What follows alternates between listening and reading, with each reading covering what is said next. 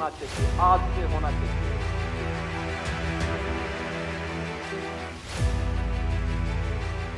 बुलंदी देर तक किस शख्स के हिस्से में रहती है, बहुत ऊंची इमारत हर घड़ी खतरे में रहती है।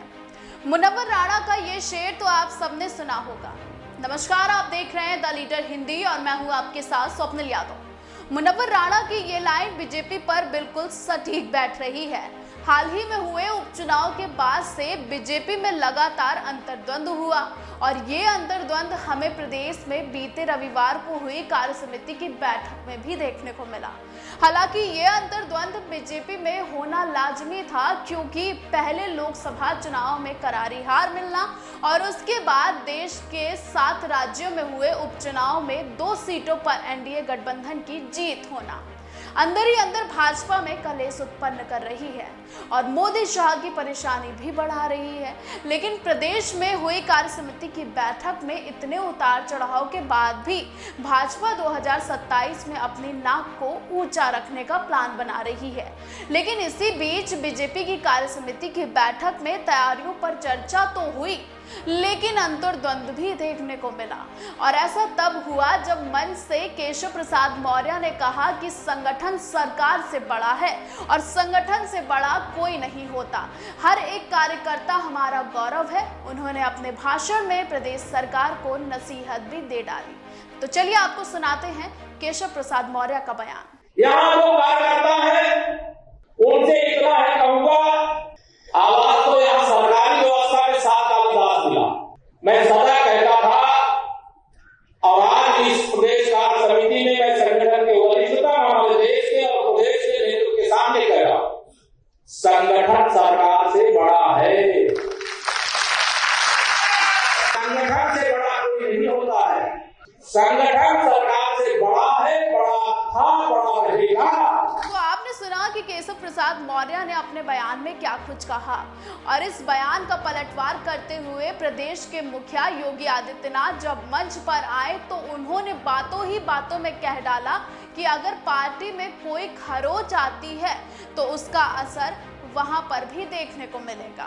सभी कार्यकर्ता को एक साथ आकर पार्टी को आगे बढ़ाना होगा, तभी हम 2027 में भी जीत दर्ज कर पाएंगे। चलिए आपको सुनाते हैं कि बीजेपी की कार्य समिति की बैठक में मंच से सीएम योगी आदित्यनाथ ने क्या कुछ कहा। इस सम्मान को बरकरार रखने के लिए जीत के सिलसिले को फिर से आगे बढ़ाने की आवश्यकता है और उसको बढ़ाने के लिए आह्वान करने के लिए आज आपके सामने माननीय राष्ट्रीय अध्यक्ष भी आए हैं।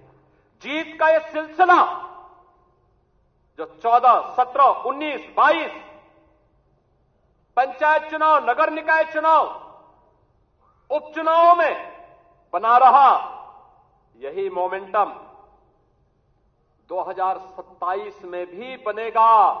यह हमारा संकल्प आज से होना चाहिए, आज से होना चाहिए। याद रखना, भारतीय जनता पार्टी है तो जिले में हमारा महापौर भी है, जिला पंचायत अध्यक्ष भी है और ब्लॉक प्रमुख भी है, चेयरमैन भी है, पार्षद भी है। और अगर यहां पर कहीं कोई खरोच आता है तो वहां उसका असर वहां पर भी पड़ने वाला है और इसीलिए अभी से इसकी तैयारी में जुटना होगा। एक एक व्यक्ति को जुटना पड़ेगा, ब्लॉक प्रमुख हो या चेयरमैन, महापौर हो या जिला पंचायत अध्यक्ष, विधायक हो या विधान परिषद सदस्य, लोकसभा के हमारे माननीय सांसद हो या फिर राज्यसभा के माननीय सांसद, इन सबको संगठन के साथ बेहतरीन तालमेल बना करके, संगठन जिसको तय करे उसके साथ खड़ा होकर के प्राणपण से जुट करके कमल चुनाव चिन्ह को विजयी बनाने के संकल्प के साथ अगर हम आगे बढ़ेंगे तो आपका भी सम्मान होगा, सर्वत्र सम्मान भी मिलेगा। और जो लोग उछल कूद करने का कुत्सित प्रयास कर रहे हैं, मुझे लगता है इनको दोबारा उछल कूद करने का अवसर ही नहीं मिल पाएगा। तो आपने सुना कि बीजेपी की कार्य समिति में बीजेपी ने 2027 में जीत के लिए मंथन तो किया, लेकिन अंतर्द्वंद भी हुआ। एक तरफ जहां लोकसभा चुनाव में आंकड़ों ने बीजेपी का गुरूर तोड़ दिया, तो हाल ही में देश के अलग अलग राज्यों में हुए उपचुनाव ने बीजेपी के बचे हुए घमंड को भी चूर चूर कर दिया। देश के 7 राज्यों की 13 विधानसभा सीटों पर 10 जुलाई को हुए उपचुनाव के नतीजे जैसे ही आए तो मानो बीजेपी में अंतर्कलह होने लगी। आपको बता दें कि इंडिया गठबंधन ने इस उपचुनाव में 10 सीटों पर जीत हासिल की, जबकि बीजेपी की अगुवाई वाली एनडीए के खाते में केवल 2 ही सीटें आई। वहीं एक सीट पर निर्दलीय उम्मीदवार ने जीत दर्ज की है, जिसके बाद बीते रविवार को उत्तर प्रदेश में बीजेपी की कार्य समिति की बैठक हुई और इस बैठक में बीजेपी ने 2027 में होने वाले चुनाव को लेकर मंथन भी किया। उपचुनाव की हार के बाद लाजमी था कि बीजेपी में अंतर्कलह होगी।